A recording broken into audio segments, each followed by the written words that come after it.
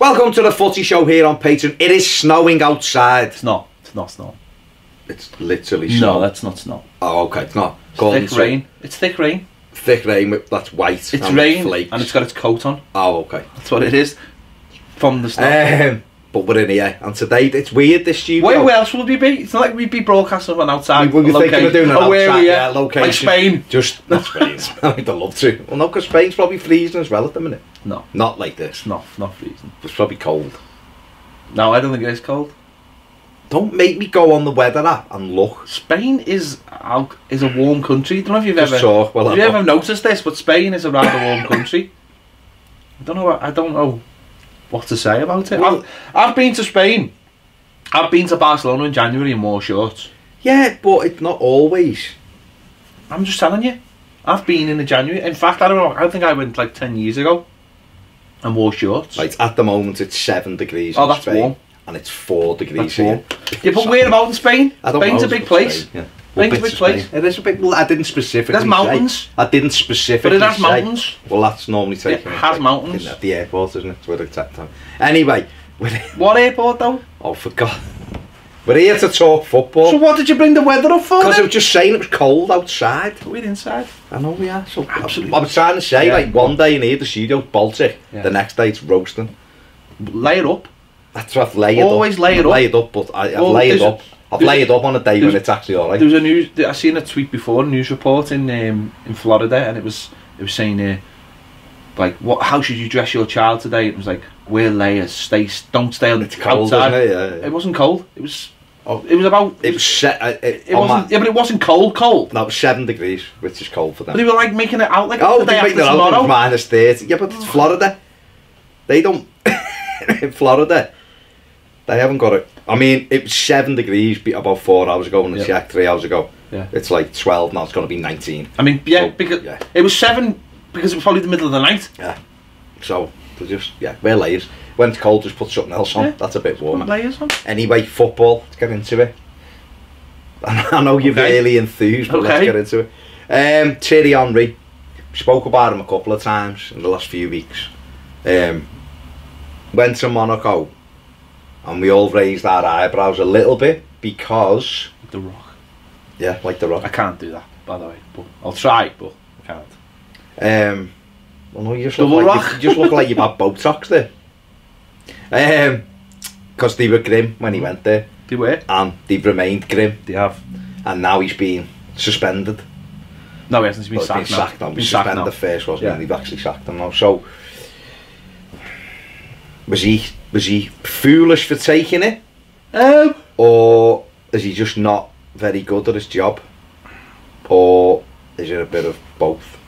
In your opinion? It's everything, isn't it? I suppose what it is it's not paying respect, I suppose, isn't it, to the job? You know, and I suppose Monaco have done that as well. I think you look at some clubs and how they've done it. Pep Guardiola, Zidane, people like that. They've actually coached, haven't they? They've actually. And they've been within the environment. They've actually coached the B team, worked their way up, learned how to deal with players, learned how to coach with players, learned how to handle players, and then they get the job, and then they're respected because for both. But I think this is the worst time, and I know we're going to talk about Mourinho, but I think this is the worst time ever to try and get the respect of players, young players, because the way they're brought up. I'm not saying, especially in my day. I'm just saying that the way they're brought up, they're given everything. You know, we're talking about this kid from, Chelsea, handing in transfer requests at 18. Do you know what I mean? He's just scored in the FA Cup. That's what a normal 18-year-old should be doing, really. Handing transfer requests.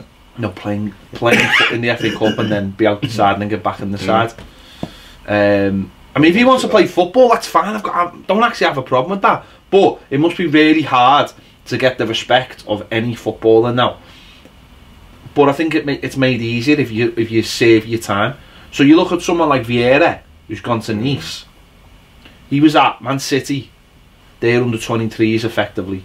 Then went to New York City, where he was what, 3-4 years? It was at least 3, wasn't it? I think it was 3. Alright, man, it was 3. He's there I mean you've checked the weather, you might as well check that. It was 2 years. So he's there for 3 years. Took over. It was 2 years. But anyway, yeah. So he was there. He learned the craft. Yeah. He coached some big players. He coached some little players. Yeah. And he learns, and then Nisef's gone, well, you know what? We're not a massive club, but we'd like to give you an opportunity because you're a big name, and that.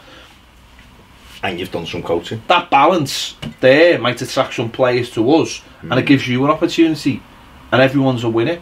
And maybe that's where the likes of Thierry Henry, the likes of Gary Neville have gone wrong. They haven't gone in and coached at a level which is the equivalent to them. Look at someone like Frank Lampard. He's gone to Derby County, and I think that's a good level for him. Gerrard, I think, going to Rangers, even though they're a really big club. But Gerrard did Well, he done the under 20. No, he done the under 19s and the under 18s. So. But I think Rangers is a good equivalent for him because okay, they're a big club, but I think he's a completely different mentality from Henry as well. No one, and he's not being able to turn it around. He's not being able to handle the players. He's not being able to, because I think that's the most important thing. Coaching's a big thing, but I think you can put coaches around you who coach people. It's dealing with people and making tough decisions. And I look at Henry and I just don't think he's got it in him. I really don't. I think he's great for talking the talk, but I just don't think. I look at him and think you haven't got a nasty streak that could change your dressing room. It just doesn't seem to have one for me. Well, listen, there's a history of fantastic footballers that have had a little crack at it and not been able to do it. Do you know what I mean? And I mean, Glenn Hoddle, who I think was an excellent coach, up to a certain level, never probably did what he should have done, because apparently he used to get frustrated with players, you know, not being able to do what he could do, and you get that with Roy Keane. You know, Roy Keane is always, you know, you listen to him and you laugh and you think, God, imagine if he was your manager, you would have not. But he's had to go being manager, and barring a good little spell at Sunderland where he got them promoted, since then, yeah, he went to Ipswich and there was nothing, no one else has been prepared to give him it. And he's ended up following Martin O'Neill. Well, he seems to be a better assistant, doesn't he? Well, he's just gone to Forest now, hasn't he? And he's probably a better assistant because he can be on the training ground and he can be almost in people's faces. But Martin O'Neill's, I mean, I don't like Martin O'Neill, but he's got a lot of experience. I don't think Roy Keane doesn't strike me as a very good man motivator. He just shouts at you a lot. Yeah. But I think there's two sides. I think someone like him, he could probably be your best mate if he wanted to. Keane, yeah. I mean, it helps if you're a Labrador. Well, he likes animals better than people, he said. I mean, I am fully with him on that. Fully with him. Well, that's why I said it, because but I think he's the type of fella who I think Keane for the most part sound. I think he's can be a massive tit, but so can I. So, most people. But I think he's sound for the most part. But it's hard when you have to then become Mr. Nasty, and I think Keane just probably prefers being your mate than having to get to Mr. Nasty, because I think Mr. Nasty's probably a very, very bad person. Do you know what I mean? Like a really, really terrible person. So I think, and I don't know if Henry's got a Mr. Nasty at all. Or is it an arrogance? I don't know. You know, Henry. It's hard, isn't it? Henry off the pitch has never struck me as arrogant, though. He struck me arrogant on the pitch, but not off the pitch. I've never. I mean, he drives around in a Renault. But he's never. It's Charlie, his mate. Has he ever struck? Charlie from Universal Creditors, mate. Yeah. No, it's the one from that band, Texas. What's her name? Oh yeah. It's an odd relationship, that. Wasn't she Charlie? Yeah, she was. Yeah. He's never struck me as arrogance off the pitch on me, to be No, I just meant, I suppose I meant with that, like, because of the way he is on the pitch, the way he was an incredible footballer. It's just weird, isn't it? Because it's I suppose what you just said at the start, a lack of respect for the role. It's great sitting and analysing, you know, and we do it. Yeah. You know, but could we, if someone dropped us into the Everton managers, because I wouldn't even know how to do a transfer. Although you have to do that these days. You wouldn't really have to do that, but the coaching things and what I think you said, everything you said was probably bits of it are all the reason why. the lack of respect for the job. I can do that. I was a great player, I can do that. But also is getting and keeping the respect of those players. Because let's be honest, we're seeing it more and more and more now. When those players decide they've had enough of you, you're out. Yeah. They're just down tools. Now if he's gone into Monaco, and I don't know whether he's banged heads together early doors, or he's gone in and then he's lost his temper with them, or they just don't feel motivated by him, they just turn around and go, shite. You know, or maybe just haven't got the players to do what they want to do, but you'd think they'd win a few games, wouldn't you? Whereas they've generally lost most of the games he was in charge, so you can understand, well, you can see why he's being sacked, but at the same time, has he got any? They were in a mess anyway. Has he got any experience? I know. Did he have a little bit of coaching for Arsenal? I don't think. He might have done minimal stuff, but the biggest bit of coaching he's done has been with Martinez at Belgium, and that was literally it. And he was and that's different. And he was but he was like the attacking coach. That's different. That's seeing people. I think the thing about international football is you're seeing people every once a month. And they're at the peak of their game mostly, aren't they? They're the best players, but also I think what the thing about that is, when players go on international duty, you are getting the best of them, aren't you? Because they're probably happy for the change as well. So it's fresh. I get to see Henry 4 or 5 for a week, working with someone else. It's all smiles, it's all fun. There's no real worries as such. Everything's happy. It'll be a happy camp, and then everyone goes away, and then that's it. And I suppose for people like the likes of like Lukaku and Batshuayi and Mertens going into that training camp as forwards, he's still fresh in your mind as a brilliant forward. Them lads have grown up with 10 years before, when they were impressionable, he was flicking balls up and volleying them in from 30 yards and playing for Barcelona. And so, but he's also a coach, so he's your mate. No, but that's what I'm saying. So, as well as being this great player who you've watched, he's also sound and he's your mate, and he's helping you go, try this, try that. That is easier to do, whereas you go into that day to day. If the players don't buy into it... It does make a mockery. I mean, we've both watched that German documentary, which I would advise anyone to watch, called Trainer. It's on Netflix. And it shows you how the Germans do it. And it's no coincidence now that we're getting a lot of these young German managers coming through, making a real success.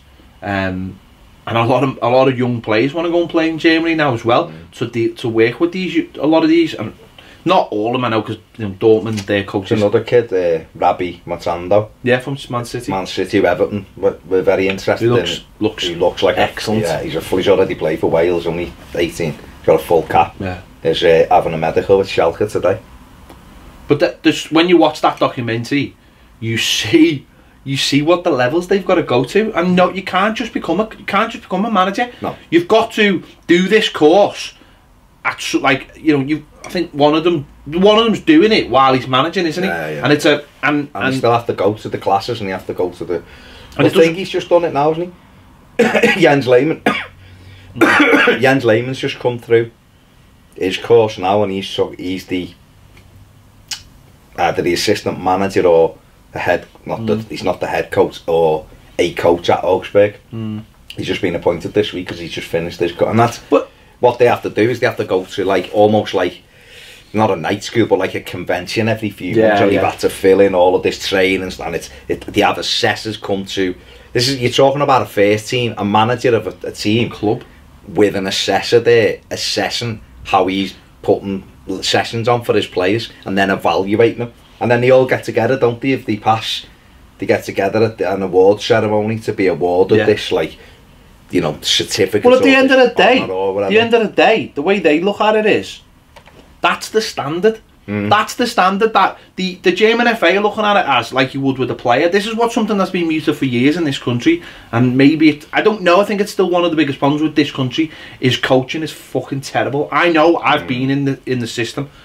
When I was younger, I wanted to do all that, and when you look at the expense, and the time it takes, it's a joke. Why do you think they go to the big thing? I was going to Wales or going to Scotland. Scotland was the big one because it was cheaper, it was better, it was more intensive. It was more. You do it all in a couple of weeks. The Welsh one, I think they've cottoned on money. They know they can offer it. The people they get in as well. Yeah, speakers. There you go.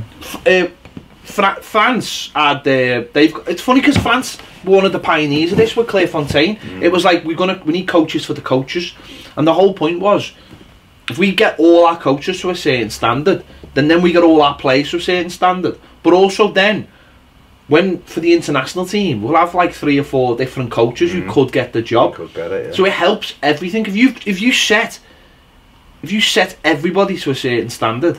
That's what's mad about coaching. It's like, oh, anyone can do it. Well, no, everyone shouldn't be able to do it. You should be qualified to be a coach, like a proper qualified coach.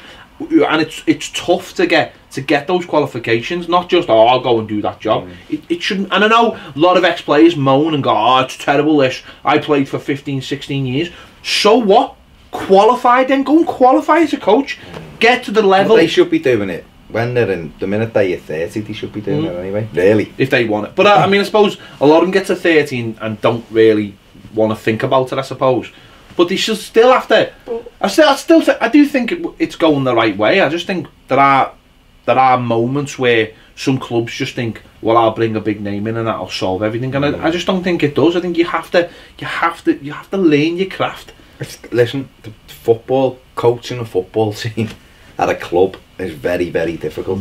You can be a great coach and go to another club and it doesn't quite work out. You know, I'm going to move on from Henry because obviously he's been sacked. We'll have to wait and see what happens there. I mean, it's a bit...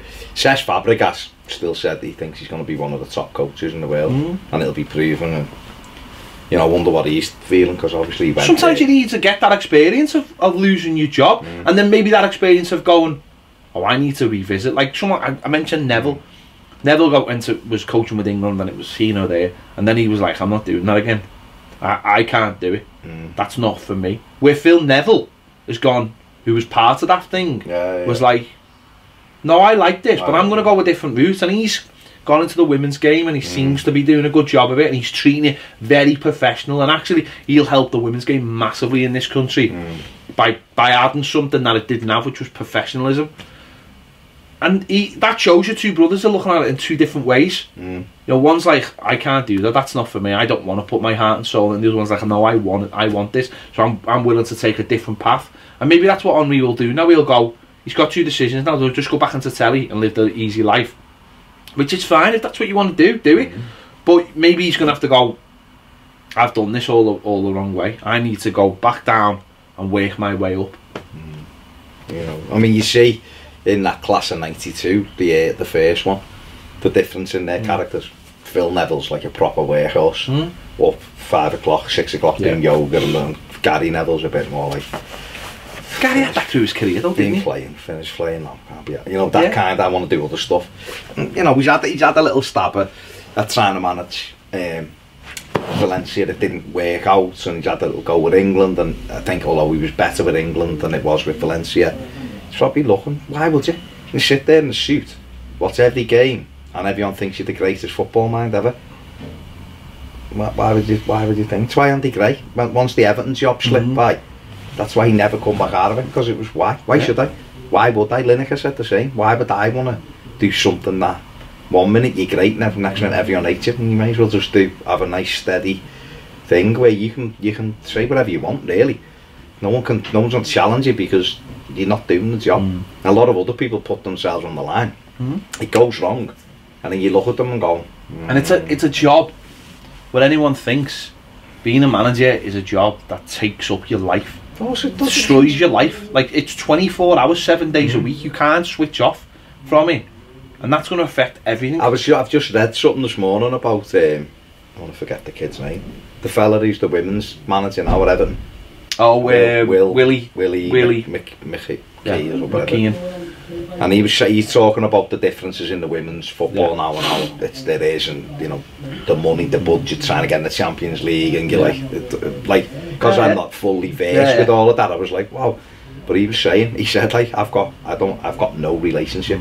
I've ruined 3 or 4 relationships outside of football because it takes over. And so that's the women's game. I'm not trying to be down on the women's thing, but I'm just saying that's like a growing thing. That's the problem. Imagine that was the problem with Everton actually with the women's, is that Andy, who was a boss fella, was just a coach. He was just a lad. I knew Andy when he was coaching Community, and basically he got the job because basically Everton had no money, and to give to the women's team.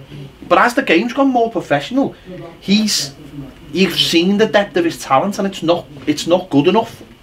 Well, he's actually coaching in England now. He's coaching but he will, St. George's Park. Because he was Mo Marley. He used to coach with there in I've been at community sessions with him, and he'll get back at Everton because he's a good coach, and they'll leave a little bit and he'll come back.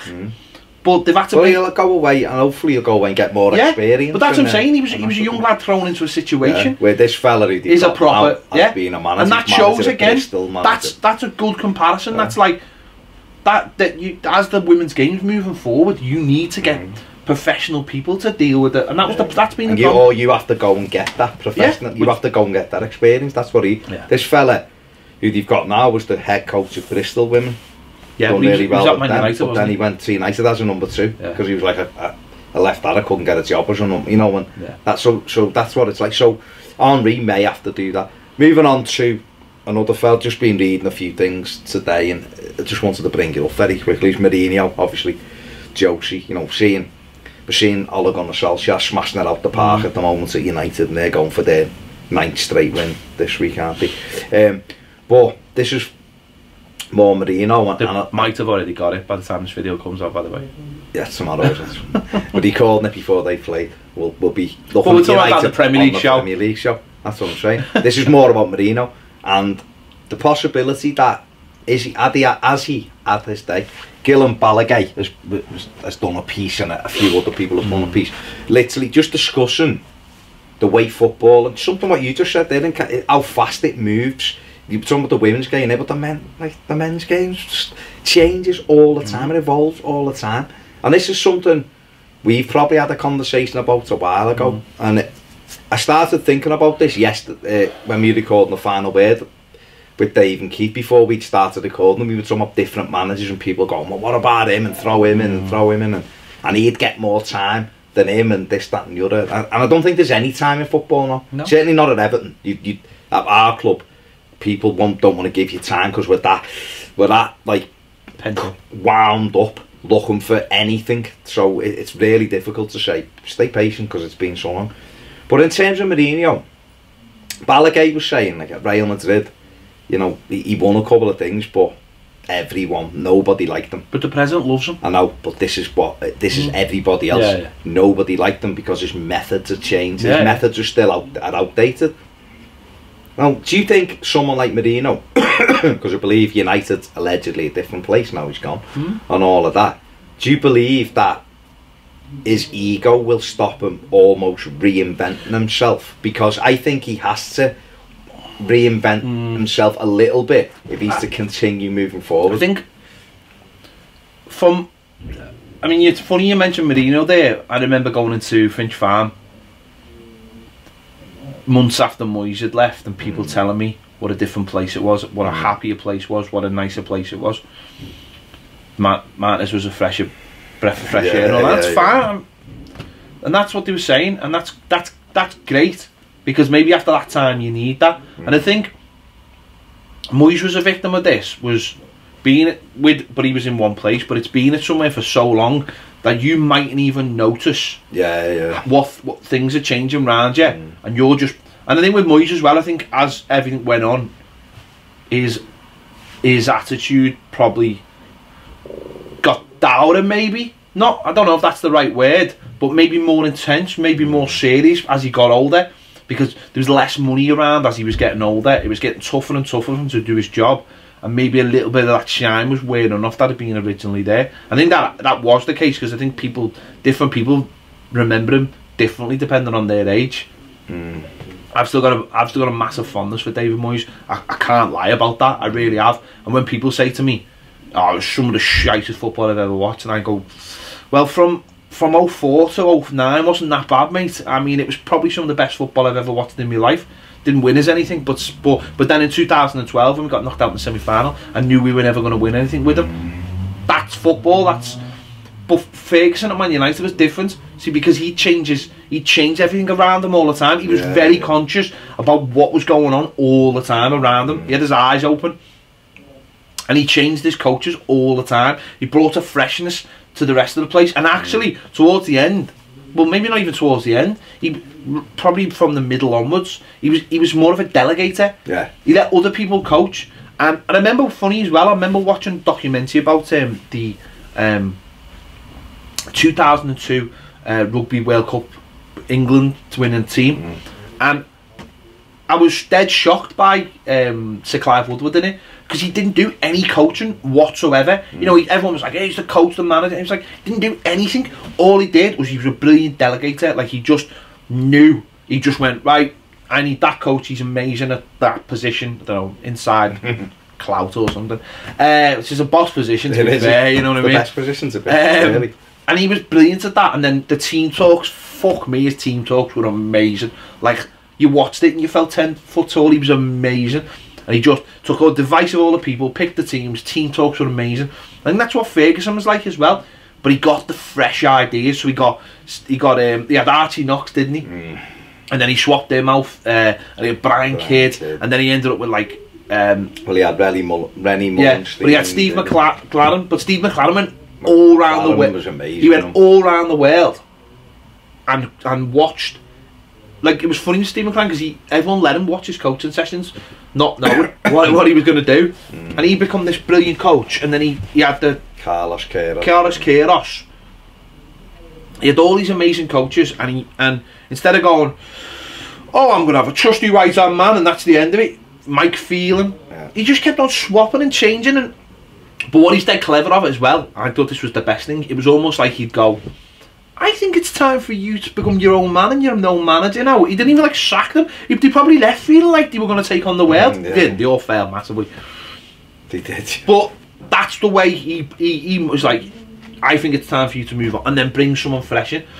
I think that's the problem with Mourinho, is that he's got older, he's probably got all the same team around him, and he just seems to be getting more embittered and more embittered by all the other stuff. And really what he should be doing is going, do you know what, I've got a great football mind, I'm going to take a step back,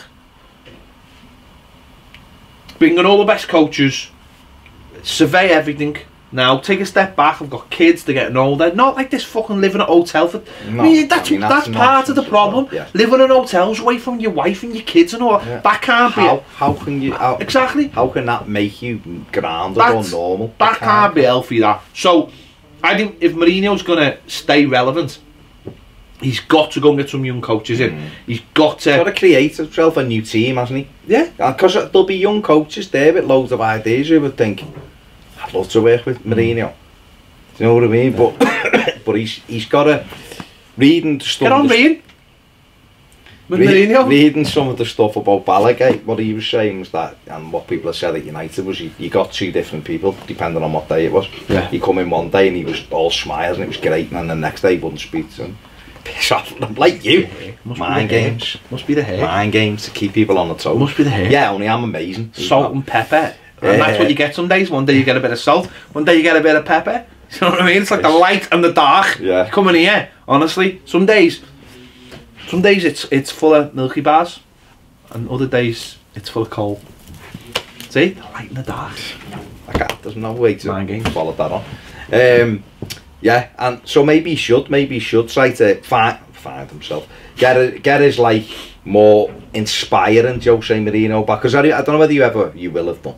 Remember that documentary about him, the Mourinho documentary, and it showed the time at Chelsea, and he's like hugging it, and they're all made up seeing him, aren't they love him, you can tell they love him.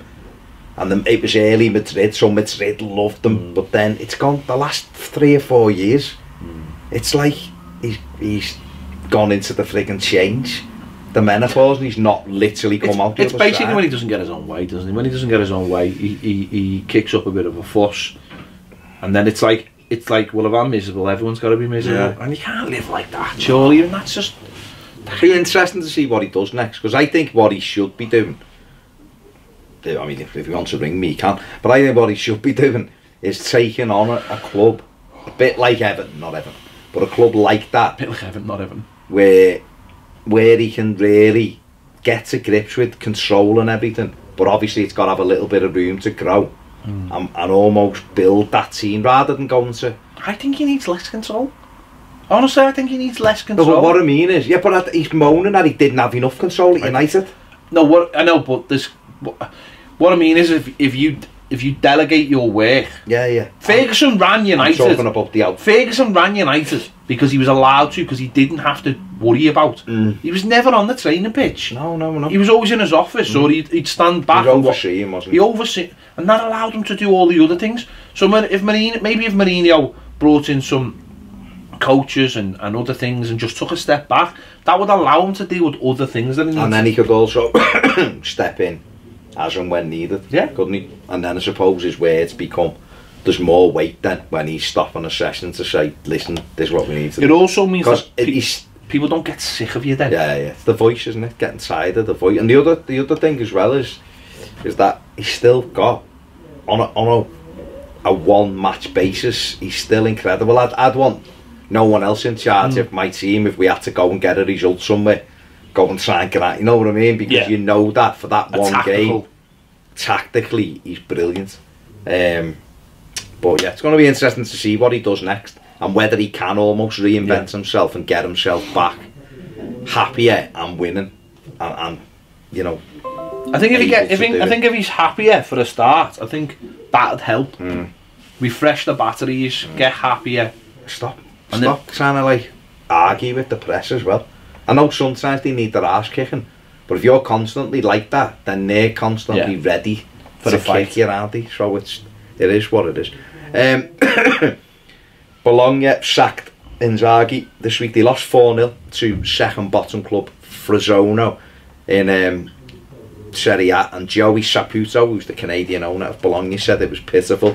But the reason why I've literally brought this story up just very quickly is he's replaced by Sinisa Mihailovic. Fucking hell. Right, who was, well, he's replaced them in the past. Yeah. In Milan, I think it was. Yeah. But he lasted 9 days in his last job. That's because he's a fucking lunatic. At Sporting Lisbon. That's because he's a fucking lunatic. Crossed with an absolute lunatic. Yeah, he's a fucking lunatic. So yeah, that's fine.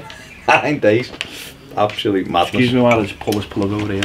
Yeah, you just pull your plug off. I'm just editing videos on the fly for you guys. Literally, as we do, on the fly. Alvaro Morata has moved from Chelsea. I'm just going to go down here. I'll keep talking. Go ahead. Alvaro Morata's moved from Chelsea to Atletico Madrid on an 18-month loan. His comments were weird. Did you see his comments? They were weird. What did he say? He was like, because I've known I was coming here for ages and all this. Yeah, it wasn't on there. No, he was like, I feel like I've been part of this club for so long. I was like, that's a weird thing to say, that. That's weird. Isn't he an Atletico Madrid fan though? He's got pictures of him in the kit when he was a kid. No, he's a big Madrid fan. Atletico Madrid fan. And I suppose he's wanted to go there for a while. I think he wanted to go there when he went to Chelsea. And it just didn't. Obviously for 80 odd million it wasn't happening, but he's happy to be there. Got 16 goals in 47 games for Chelsea, but really didn't suit the way, but he just didn't. Well, no, and he's not a player. They need like a big centre forward. And they've certainly got a big centre forward now. Yeah. What did you make of that on Sunday in the FA Cup when William tried to give him the ball for the penalty and he didn't fancy it? Do you think it was sensible? Yeah, I think it was. Because if he'd have missed it, you got your heads down, isn't it? You know, straight away. No, I think that was sensible. I think that was probably the right thing to do. And I think maybe he was a bit like, no, I'm going to score on my own. I'm going to score my own kind of goal first. Yeah. Interesting. It'll be interesting to see what Morata does there though. And obviously they've got some. I mean, they've got Costa. They've got Griezmann. They won't have Griezmann. You know what I'm saying. They have got some good players there, haven't they? They've got Kevin Gamero. That's what you've got to do though, isn't it? That's literally what you've got to do. You've got to have different players and different options. Imagine having like 3 or 4 centre forwards to pick from. Who were decent. The madder story, and I've left it up there, on his manager of Serie C side, Lucchese, has been given a 5-month ban for headbutting a rival coach after a brawl broke out. He'd ordered one of his players to break an opponent's leg on the pitch, try to break an opponent's leg, and Giancarlo Favara who's been given a 5-month ban for a headbutt. It's a bit lawless, the old lower leagues of it. It's a bit mad. I mean, it wouldn't surprise me if you found out at some point that someone had put money on something to happen Because Italian football is It's not just... like that happened before. Like, It's just... Italian football is stained with absolute madness. and controversy and everything. It's... Yeah, it's not... It's just, I mean, a 5-month ban is fair play. That's what I say. Fair play to him. Just have a quick look around the leagues then. Spain, at the weekend, Barcelona won 2-0 at Girona. Girona. We want to go to Girona, don't we? We're desperate to go. It looks boss, and the people and the fellow who runs it is amazing. And if you watch the Six Streams documentary, honestly, it just looks. I mean, it's owned. The only thing is it's owned by Man City, which makes me feel like a little bit like, but it just looks boss. The whole place looks boss. It is boss. What did Messi get? Some? What was? Did he get? Wasn't there some milestone for him scoring? Sure, again, 400 and something or another, or something or whatever. Yeah, Messi done something. Yeah, but he's also come out. Interestingly, this is just a little side bullet point side note. He's come out and said that they're gonna need their fans when they play Seville 2-0 down in the Copa del Rey. Is it? Copa del Rey. Copa del Rey. Copa del Rey. And the Copa del Rey, yeah. He said we're gonna need our fans because Seville are a good side. So if Messi is saying, it's Messi talking about that, that Barcelona team that's got lots of quality, and is saying they need their supporters to help them beat Seville, then it just shows you, doesn't it, that players do value the fans' input. He also said that his biggest critic is his son. Did he? And his son will tell him when he hasn't played well. And you know what I'd say to your son? Fuck off, lads.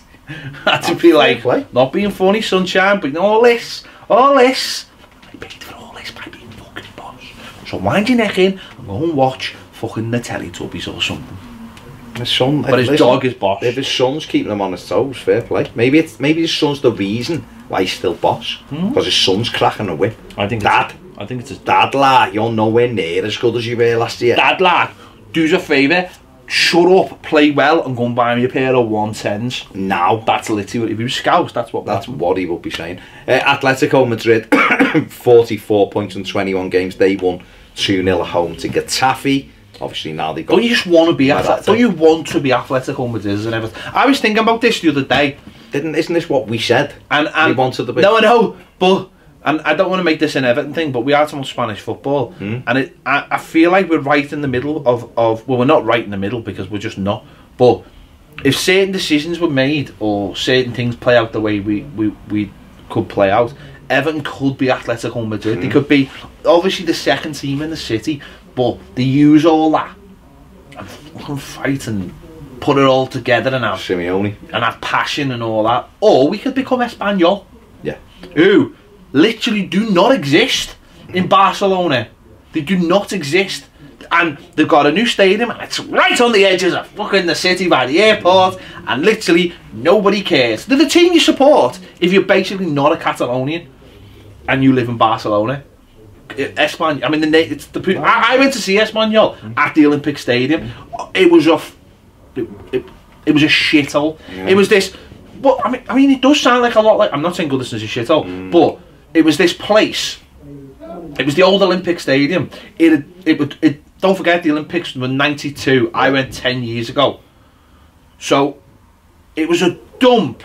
It had been left to rot. It was a fucking horrendous place. This was where they held the Olympics. No upkeep of it whatsoever. No. It was just horrible. But we were in Barcelona. That was the only game that weekend, so we went.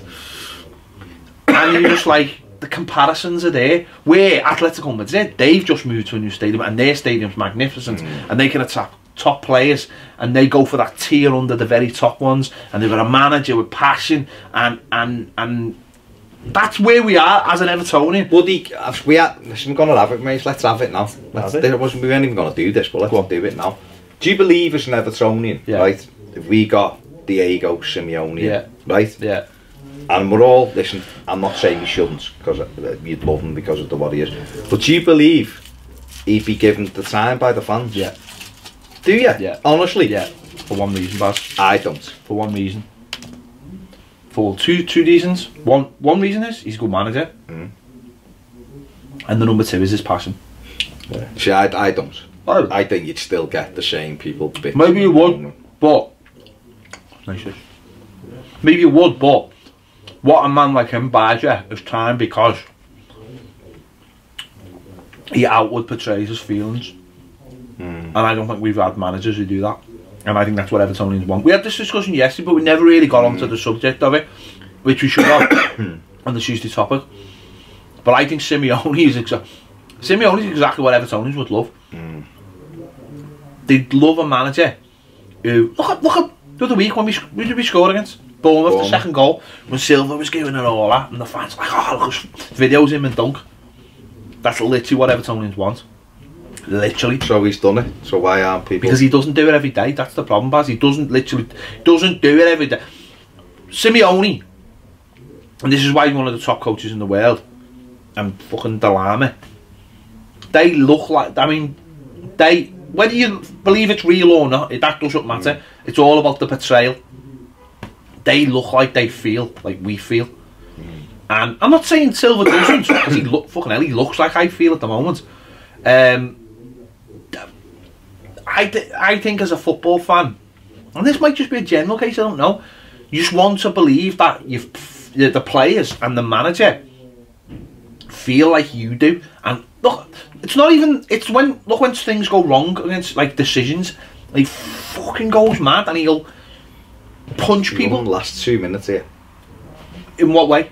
In terms of he'd be banned. Good what? Good? It's not good though. I'd love to see him. I don't believe. No, on Saturday, right? I don't believe our fans. What do you think? They will pass.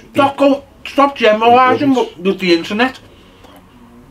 Stop generalising. Alright, well, if that's what I'm using it as, I'm saying the same arguments, right, will be getting said. Is it like that when you're the match?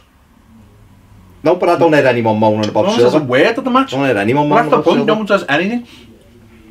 Put it this way.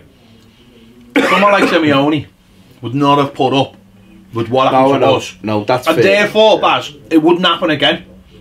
Or if it did, they'd be murdered about it.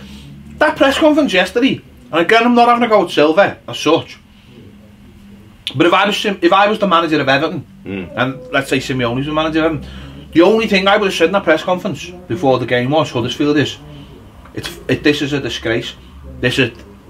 We should still be in the FA Cup.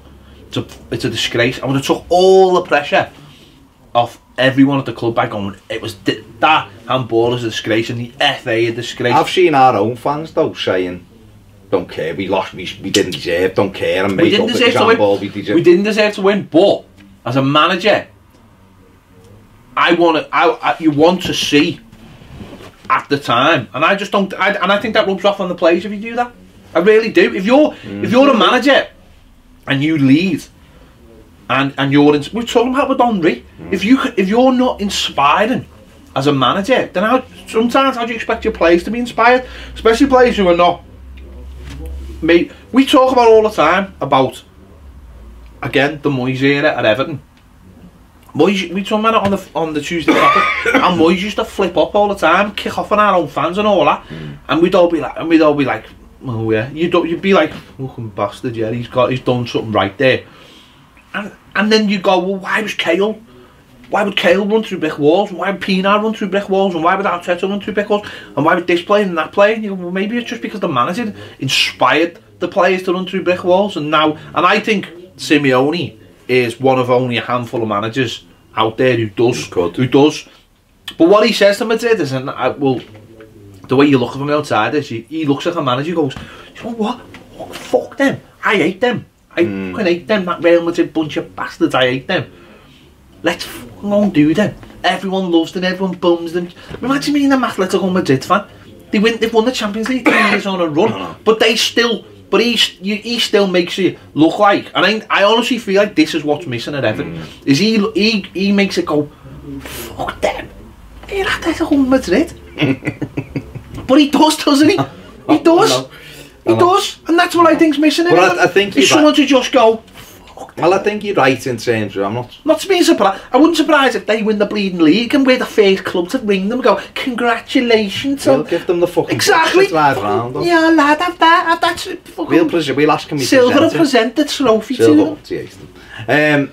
That's what's missing. No, though. but you're right in terms of the leadership and stuff, and he has done incredible there. But we could use their example that they haven't got a massive budget to spend. Well, they recycle, don't they? Yeah, but it's you know, we said Mashiri, or whoever it was, Mashiri, wasn't it? Said we want to be like Atletico. It's difficult though. I mean, I would say it's difficult because this league completely skews that. I mean, they will finish in the Champions League places most years because Spanish league, because they're a big club, they're in a big city. I mean, let's be honest. I know I'm sitting here, but talking like that, but Madrid's a big. I mean, Madrid literally is the capital of the Spanish-speaking world. So it's like London, and it's only got a couple of clubs in it. Where London's got what, 14 clubs in it. Yeah. Certainly got 4, 5, 6 big clubs in it. So it is. You can have that split. Although I do remember going to the one time I went to Madrid, and I was on the train, and I was going to watch Real Madrid in the Champions League game, and I was on a train, and I didn't know the train was going to Atletico Madrid Stadium, and Atletico Madrid were playing that night, and I had a Real Madrid Saki top on, and the fucking daggers I got was like proper, like I'll just slash you because you've got that coat on. But they were like all normal, really? All people, yeah. But they were giving me like, fuck are you what doing the fuck are you doing? This is that, we're going the match now. So yeah, schoolboy. There you go, schoolboy. Yeah, but they are. And also finally, sorry, when I was in Madrid, and this is years. Torres still played for them. This was the first time. It was 2004. Yeah. We went down Madrid High Street, and we went down like and they had a big Nike store, but all over the store was just Torres emblazed. Really? And I remember saying to Sam at the time, I was like, "This is what." Because he was like 21, he was the captain, and they basically said to him, you know, stay for a little bit, be the captain, be the icon, and then you can leave then. And I was like, this is what Rooney should have been for us.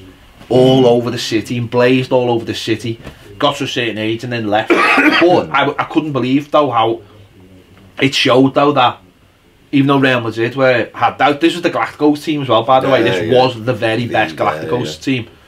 But it amazed me how still though powerful Athletic, because they were the team of the people, and that's again, that's what we can play. That's what we could be if we did things the right way. Well, hopefully, listen, bigger things. Hopefully, we're moving towards that. But certainly, they should be, I suppose, the inspiration. They should be, because we're talking about them splitting the big two, I suppose, in Spain and all that. But Everton we can certainly get into that top 6. There's no problem. I honestly don't see any. Arsenal, for me, haven't moved forward. But the point being, I don't think Arsenal progressed at all. The point being is though, it's what you want to be. Do you want to be Atletico Madrid or do you want to be Espanyol? Espanyol have got a nice little stadium. You know, they do things the right way. Fucking shit. There you go. Well, Atletico won 2-0 at home to Toffee, 44 points from 21 games.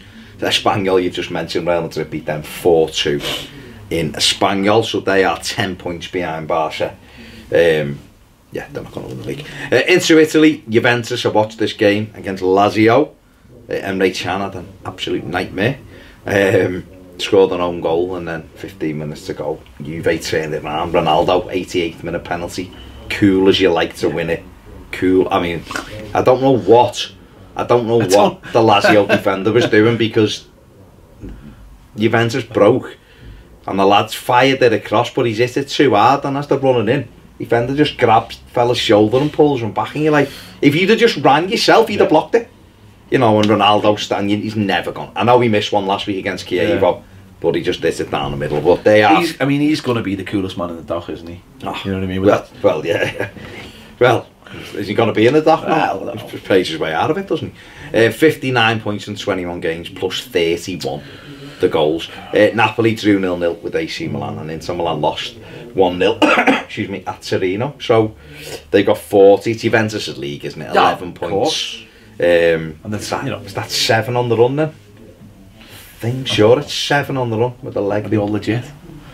No, on the run since they come back. I'm sure they've won it every year. No, they have been amazing. But I'm just going to say very quick, AC Milan are trying to they're trying to bring Delafeu back, aren't they? After Delafeu, and they've also inquired about Lookman, apparently. According to the I know. But they do apparently want, and he wants to go Delafeu.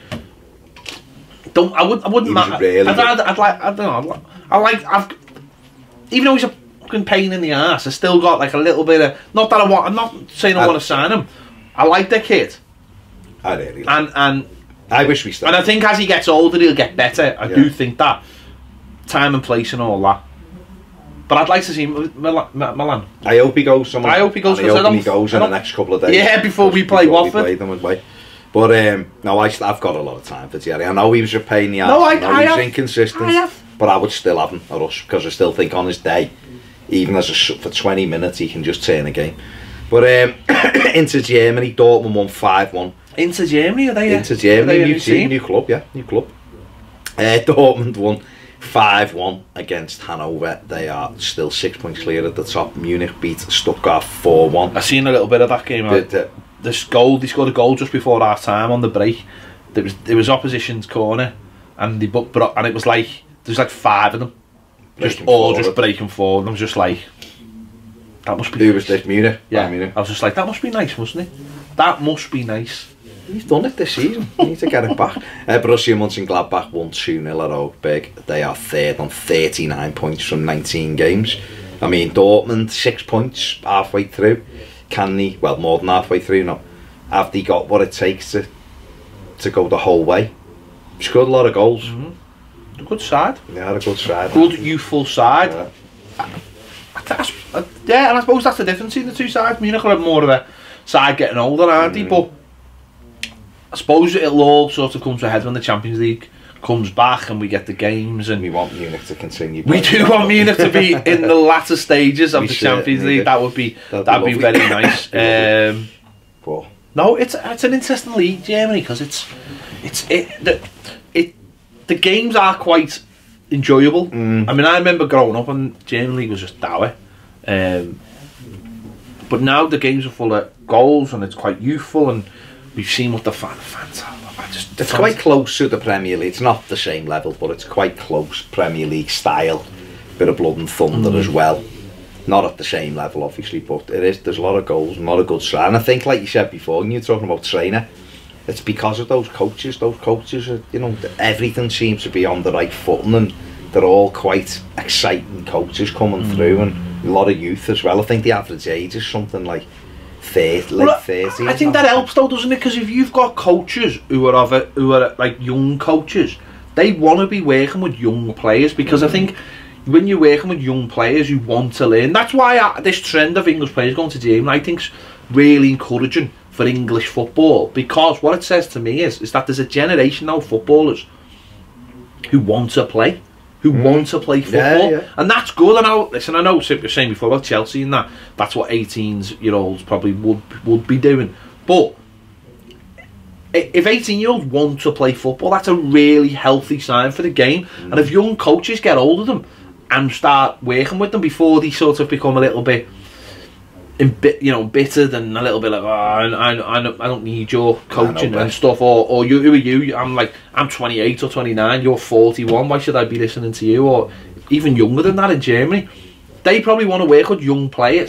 So that's really good for the league, because that's keeping it youthful and that enthusiasm, and you're getting probably then less sort of players who've been around the block and are earning big money, and that maybe gets rid of that side of things. And listen, what we've seen with the Premier League, and it's not as bad this year, is when you've got Allardyces and maybe Moises and like Pulis, right, you've got one at Cardiff right now.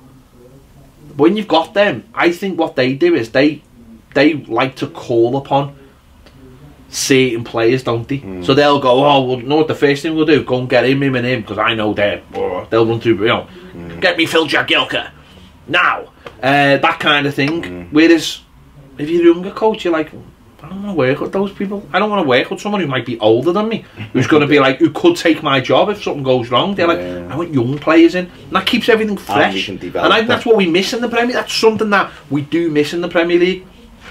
We go looking for. See that kid? I watched that kid on Sunday for Chelsea, and he looks a good player.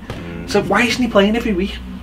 You look at Lookman for us, and you go, "What? Who's he up against?" Well, he's up against Walcott. Well, then we can just leave him in then for the rest of the season. But it's that pressure, isn't it? You can't dare fall out the Premier League because of all the money. So it's that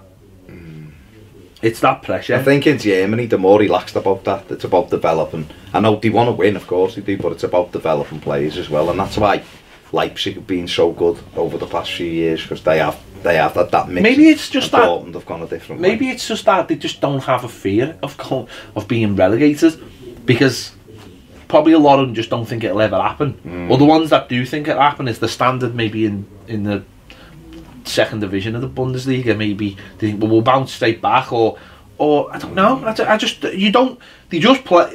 I'm not saying that I watch loads of it, but there just seems to be more an emphasis Freedom, on playing football and attacking and yeah, I don't know. I think here, we've said it loads of times, everything's just becoming more constrained, and the pressures are building up. And it's, I heard Luckman talking about this, what they played at Leipzig, and they played 4-0-6. Yeah. He said they play 2 wingers, 2 number 10s in midfield, and 2 strikers. He said, so that's why he scored a lot of goals, because he had loads of freedom. He was in the box all the time, and players would pick him up. Where here, we're playing like holding midfielders, and we don't want to cross the halfway line. And you think if someone did play a system like that, I mean, like Liverpool and City play very, very open attacking football. Liverpool are a bit more conservative than City, but obviously he's very good at what they do. And I think you're just looking, there's too many teams wanting to not get beat, which means that the games become more difficult. I think that's what's hindered Everton in a funny way this year, is that not getting beat a lot. Yeah, but coming up against teams, against the top teams, we've given a good account of ourselves, but ultimately they got better players, or we've missed chances. But against like the other teams, our players haven't performed well enough to beat the ones who were sitting in, like Brighton and people like. So Newcastle if they were open, if they were more open, we'd have probably cut them apart. In this country, the equivalent is to a team like that is from like Spurs, who don't draw games. They either win or they lose. And to be honest, we're a little bit like that. We don't really draw games. We either win or we lose. We just seem to lose more. I mean, we have drawn a lot of games, but you know what I mean. We don't seem to have. When was the last time we drew a game? Watford, yeah.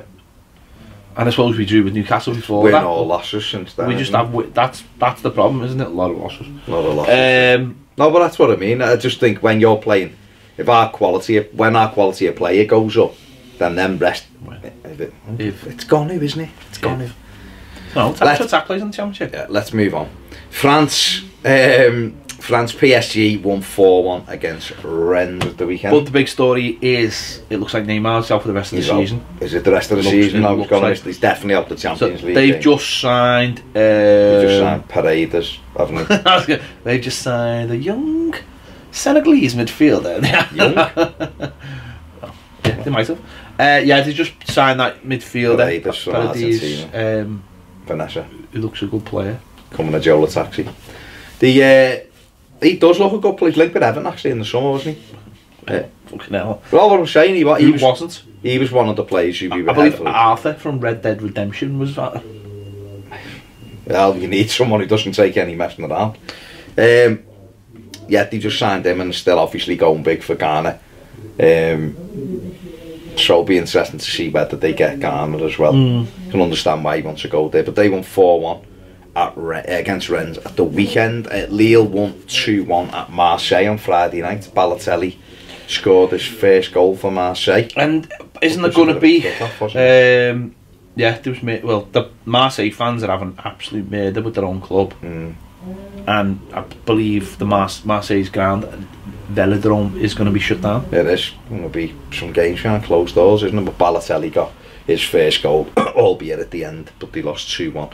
And Lyon won 1-0 against Amiens. So PSG have got 56 points from 20 games.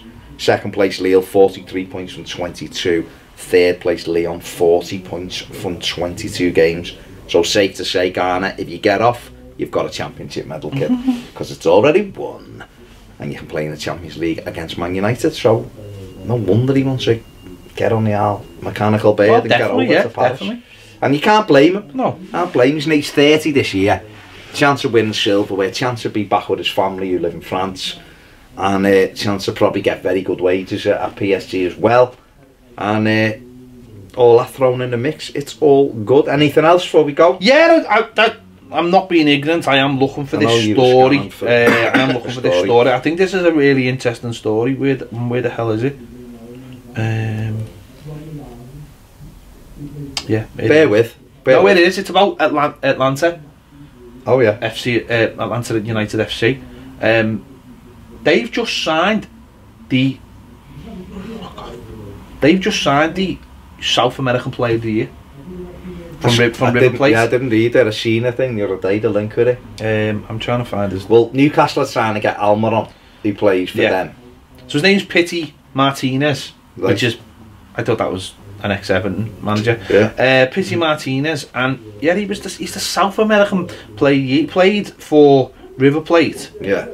As they won the Copa Libertadores, and I just think that's fascinating that an MLS team is just signed. How old is he?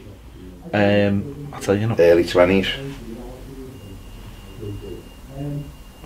I'll tell you. Bear with.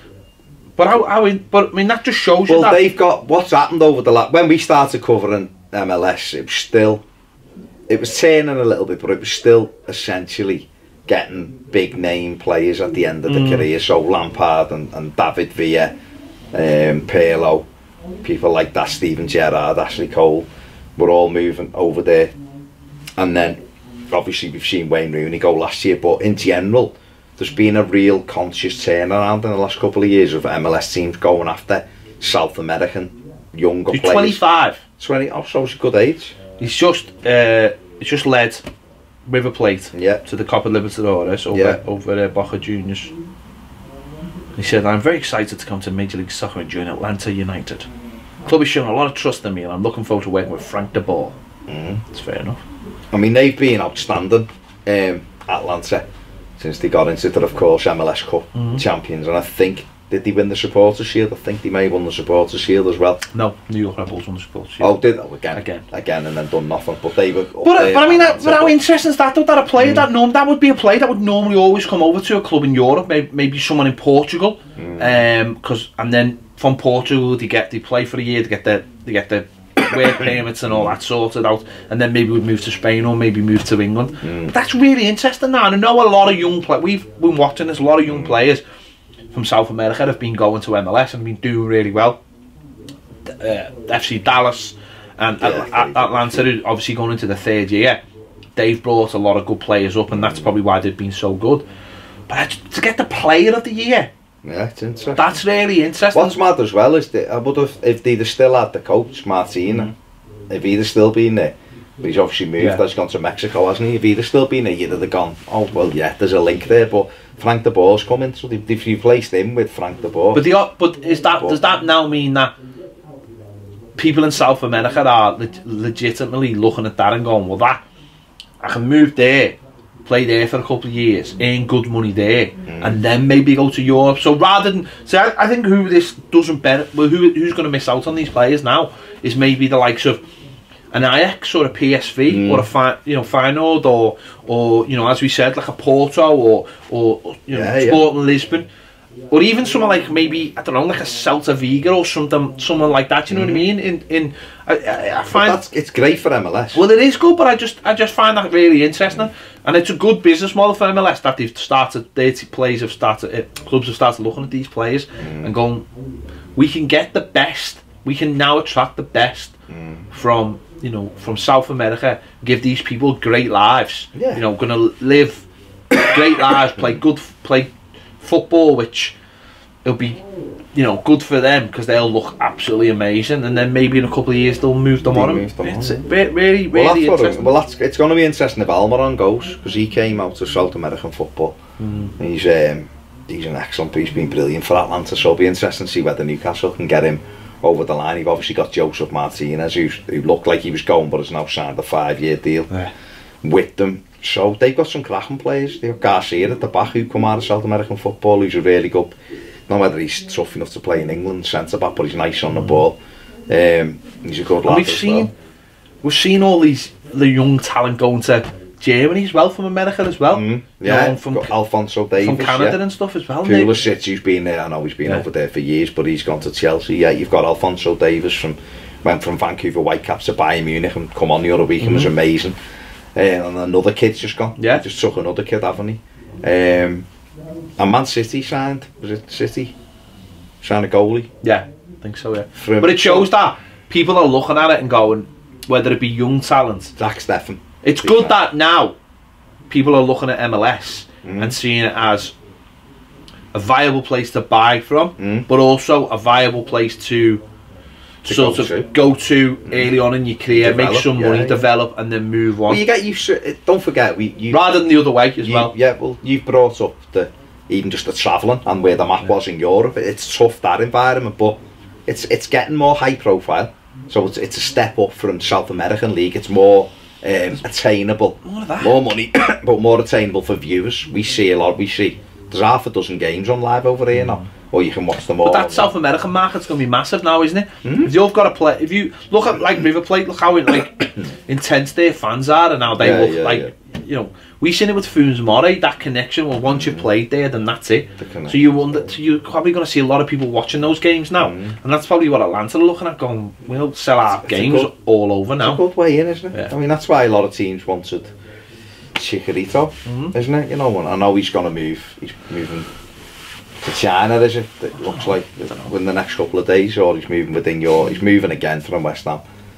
So that's why a lot of teams went after him, because it opens up a market. But it is interesting. Obviously, MLS starts again in 6 weeks, doesn't it? So see how he does. See how he does. Interesting. There you go. That is the Footy Show for this week. Look out for the Premier League show. We'll have that out in a couple of days, obviously, once all of the Premier League midweek fixtures are done. So check that out as well. And yeah, thanks for watching. I'll make sure you take care in the snow. See you later. It's not snow. It's just thick rain.